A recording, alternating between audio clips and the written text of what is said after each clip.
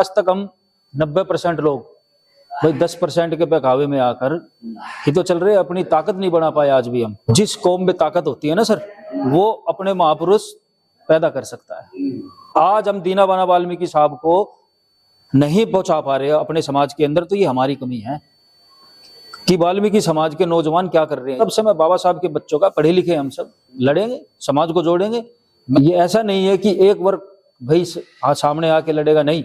एक वर्ग कभी बदलाव नहीं ला सकता जब तक सभी वर्गों को साथ लेके नहीं चलेंगे। भारत देश का निर्माण करना है तो 6743 जातियों को एक साथ आना पड़ेगा, एक मंच पे आना पड़ेगा।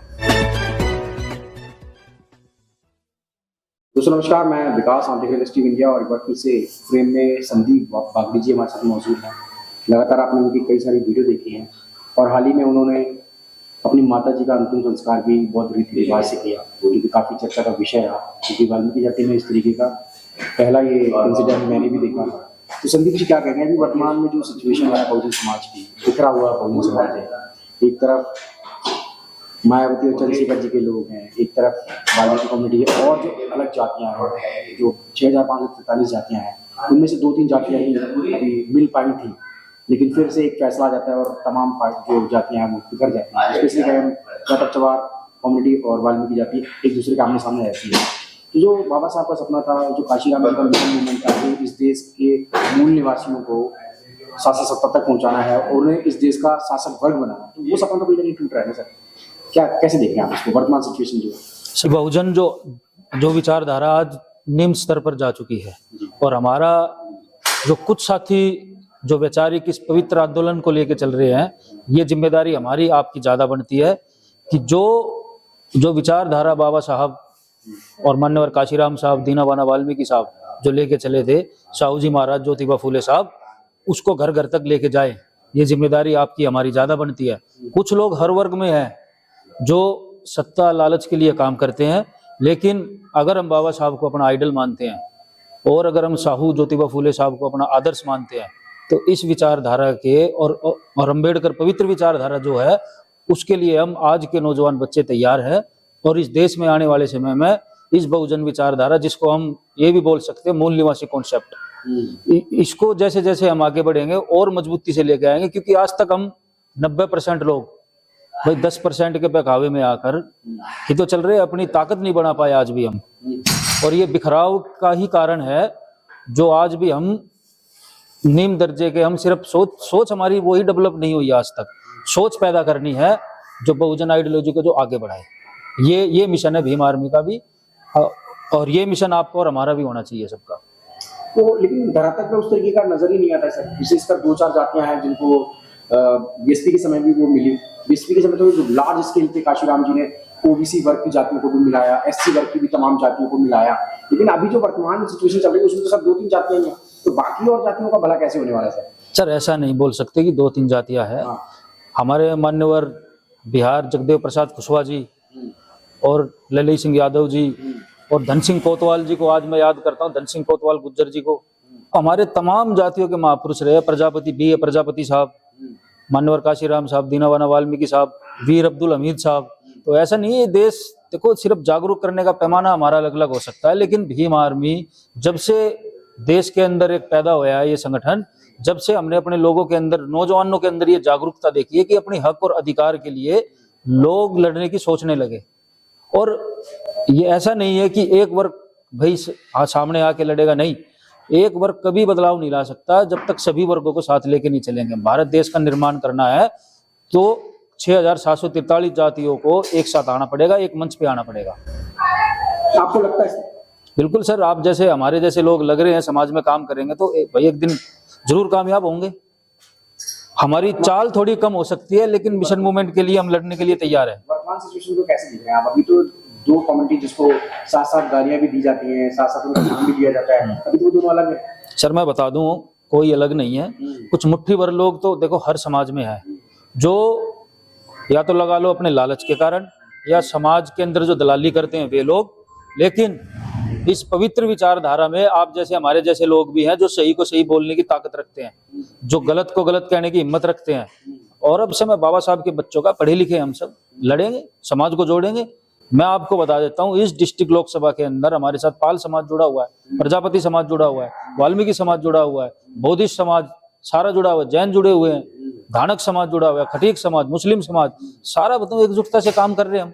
लेकिन समय, अगर हम इस पवित्र आंदोलन को आगे बढ़ाना चाहते हैं तो समय देना पड़ेगा हमें। लेकिन अभी तो जो वाल्मीकि और जाटा पर तमाम कमेटी को देखा है, वो तो कहीं ना कहीं उनके अंदर तो द्वेष है ही। वो एक ऐसा जो फैसला आता है बीएससी वाला वर्गीकरण को लेकर, काफी जो एक साथ लोग सोच रहे थे कि बीएसपी हमारी पार्टी है, बहन जी हमारी नेता है, वाल्मीकि समाज ऐसा सोचने लगा था, लेकिन 1 अगस्त के बाद सिचुएशन बिल्कुल बदल जाती है। ऐसा क्यों हुआ सर? सर देखिए, बहन जी हमारे, आप बोल सकते हैं भाई आइडल है, नेता है हमारी, लेकिन बहन जी ने भी जिस समाज की उपेक्षा करी, वो समाज देखो ध्यान रखता है।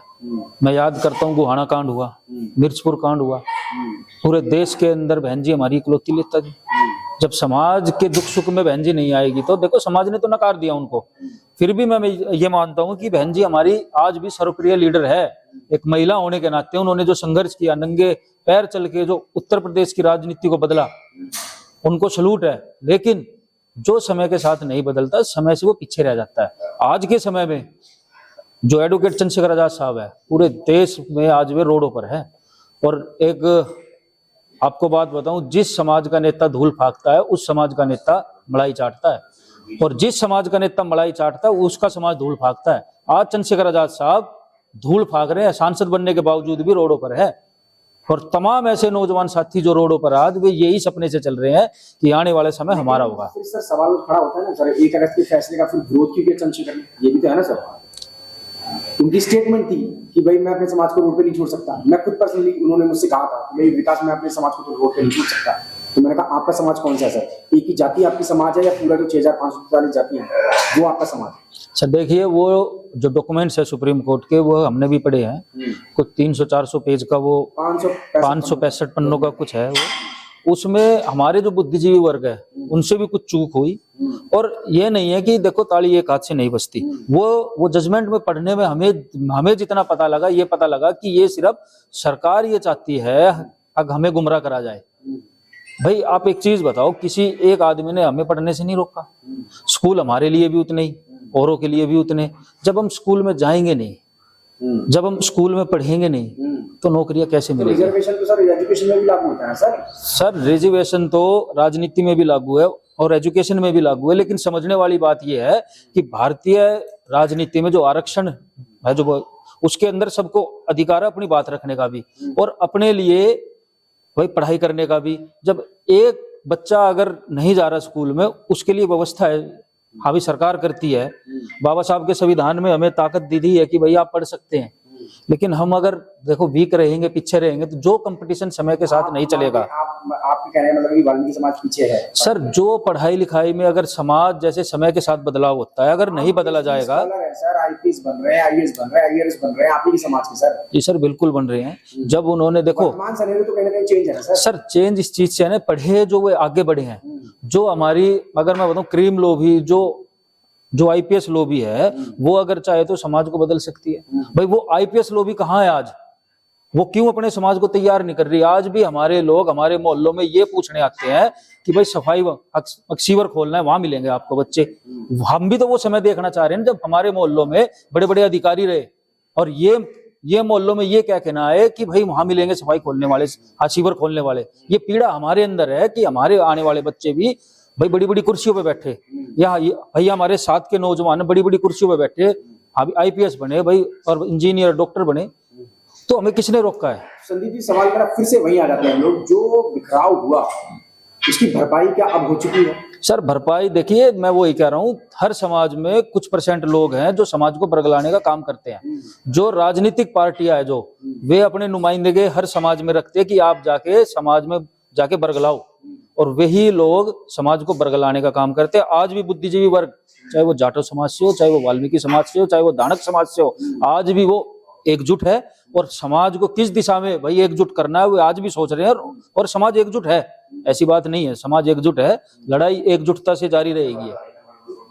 मैं सभी से एक सवाल करता हूँ सर, बीएसपी जब बनी तो दीना बाला जी ने कहीं ना कहीं काशीराम जी को इनलाइटमेंट किया, काशीराम जी ने मिशन मूवमेंट चलाया, तो क्या वही हाल तो नहीं तमाम वाल्मीकि का होने वाला है जो उस समय बीएसपी समय दीना बाला जी का हुआ था? उनका कुछ पूछने वाला ही नहीं था सर। सर देखिए, जबकि अगर वो चाहते तो शायद वो दीना बाला जी को राज्यसभा सांसद बना सकते थे। सर देखिए, मैं तो एक चीज बताऊंगा आपको, अगर मान्यवर काशीराम साहब, अगर आज उनका इतना बड़ा नाम है तो मान्यवर दीना बाला वाल्मीकि साहब की वजह से है।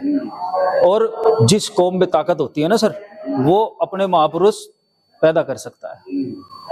आज दीना बाला वाल्मीकि साहब को जो संघर्ष उन्होंने किया और भीम आर्मी ने दीना बाला फेडरेशन यूनियन बनाई, आज हमारे सफाई कर्मचारी वर्ग के जितने भी तमाम लोग हैं वे ये पहचान रहे कि दीना बाला साहब कौन है।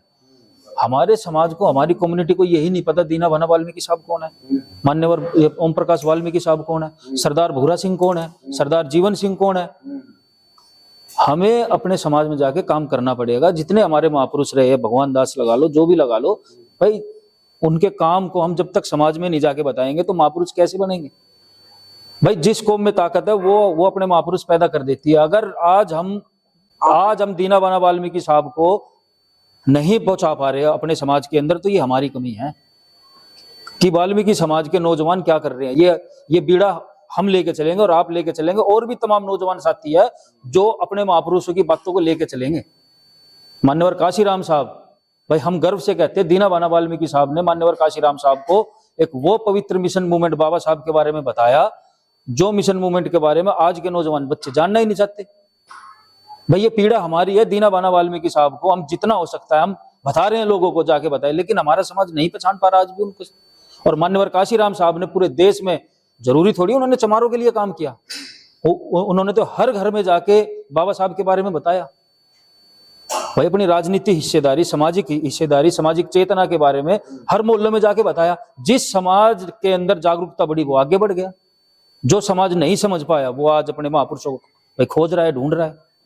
तो सबसे बड़ी विडंबना हमारे लिए, हमारी जिम्मेदारी ज्यादा बनती है कि अपने महापुरुषों को घर घर तक कैसे पहुंचाया जाए। संदीप, तमाम जो युवा वर्ग आपको देख रहा है, इसमें क्या मैसेज देना चाहेंगे बहुजन एकता को? सर बहुजन एकता हमने बनानी पड़ेगी। आने वाले चुनाव में भी बनी नहीं है, सामाजिक और मजबूत गठबंधन तैयार करना पड़ेगा। बहुजन एकता नहीं होती तो आज संविधान कब का बदल देते हैं लोग। उनको भी डर है कि जिस दिन हम संविधान के साथ ज्यादा छेड़खानी करेंगे, ये बहुजन वही लोग है। 13 अप्रैल आज भी याद है जब हमारे नौजवान बच्चे शहीद हुए थे, 14 बच्चे शहीद हुए थे। मैं आपको बता दूं जिसमें से एक पंजाब के वाल्मीकि समाज भी बच्चा शहीद हुआ था। तो संख्या जरूर कम हो सकती है, लेकिन ऐसा नहीं है, कुर्बानियां है कुर्बानियां। ये देश का अगर मैं बताऊं तो सबका देश है, मिलके देश का निर्माण करेंगे। 27 में आने वाला चुनाव है। तो क्या लग रहा है आजाद समाज पार्टी कितने वाल्मीकि को टिकट देगी सर? आजाद ने तो दिया नहीं आज तक। आजाद समाज पार्टी एक वो पार्टी है जो सबके नेतृत्व करने में हर समाज की भागीदारी सुनिश्चित करती है। आज हमारे लीडर देख लें, हिमांशु वाल्मीकि जी हैं, महेश पेवाल साहब है, और जितने भी दिल्ली में टॉप की लीडरशिप है सारे वाल्मीकि समाज नेतृत्व कर रहे हैं दिल्ली में। आप उत्तर प्रदेश में देख लो, विजेंद्र सूद साहब है हमारे, कौशल वाल्मीकि साहब है, और अतुल वाल्मीकि साहब है, राजन वाल्मीकि जी है, पता नहीं कितने नाम है, मैं आपको गिनती में गिनवा दूंगा। देखिए चंद्रशेखर साहब का एक स्पष्ट आदेश है कि हमने अपनी जातियों की, हर समाज की नुमाइंदगी तैयार करनी है, लीडरशिप तैयार करनी है। जैसे मान्यवर काशीराम साहब ने तैयार किया था, मान्यवर काशीराम साहब को हमने नहीं देखा, लेकिन जो उनके विचार थे वे पढ़ते हम। अगर वर्तमान समय में देखा जाए, अगर मान्यवर काशीराम का जो स्टाइल है, जो उन्होंने नेतृत्व करने की क्षमता थी, वो आज पूरा समाज, पूरा देश मान्यवर सांसद चंद्रशेखर साहब की नजरों में देख रहा है। जो उनकी कार्यशैली है कि हर समाज का नेतृत्व बनाना, हर समाज को नेतृत्व के लिए तैयार करना, वो चंद्रशेखर साहब कर रहे हैं। और आने वाले समय में आपको निश्चित ही उत्तर प्रदेश से लेकर दिल्ली तक पूरे देश के अंदर हर समाज की भागीदारी दिखेगी। कोई भेदभाव नहीं है आजाद समाज पार्टी भीम आर्मी के अंदर। चलिए, शुक्रिया सर, आपसे बात करने। जय भीम, जय भारत, बहुत बहुत शुक्रिया आपका।